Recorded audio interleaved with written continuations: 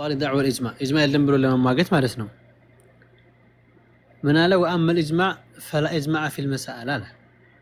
إجماع بالنا قريب لما لا بل قد نقل عن أكابر الصحابة مثل الزبير وعبد الرحمن بن عوف وعلي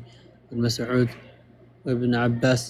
أنها لا تقع الثلاث بكلمة واحدة وهو قول غير واحد من التابعين كطاووس وعكرمة ابن إسحاق والحجاج بن أرطى بلوهن ينقر كذبوا على تعلق الشيخ زاهد تكابلوا منالو عن نسبة هذا القول إلى الصحابة المذكورين ما أصدقهم بتملكته وبين أن مصدر ابن تيمية هو ابن مغيث ابن تيمية النقل ያደረገው ከابن مغيث ነው አለ ለምሳሌ አከራው እነዚህ ሱሐባ የጠቀሳቸው በابن مغيث ነው የመጡት አይደል በቦታ ይቀላል ከዛ ምን አሉ وأن ابن مغيث عزا تلك الرواية إلى محمد بن وضح من غير سند إليه اسكال البل ايش الله سنير لهم لمن وبينهما أكثر من قرنين كهولت متو عمت يبزا فرق على لمثال ككلي بلو يهدو لمثال هون ابن مغيث مالتنا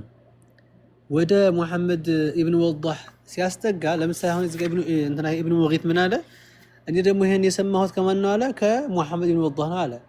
وبينهما من አለ اكثر من قرنين ከ200 አመት በላይ ክፍተት እያለ ሰምቻለሁ እንዴት ይላል ነው አይቻ አይደለ እንዴት ይሄን ይላል አንደኛው ይሄ ነው ትልቁ ማፈረሻ ይሄ ጉዳይ من غير سند ከተባለ በተለይ በዚህ في مسألة فقهية حكمية يرجع إلى النقل الصحيح ورسم مملس يقبان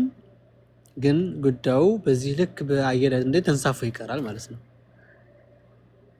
እነሱ እንግዲህ ካሁን እዚህ ጋር ይያቸው አሁን እንትን ይሁን ድፍረቱ በጣም ደፋር ነው مثلا بدغ مثلا قال علي او قال عمر قال كذا ብሎ እሱ ነገር ይችላል ለዛ ነው እሱም አሁን ነከሌ ሁሉ ብዙ ቦታ ላይ ሰርድ ያበዛል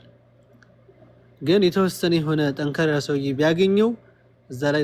ጸጥ ነው የሚል ለማንኛውም ደረጃ ላይ የ200 አመት ከዛም በላይ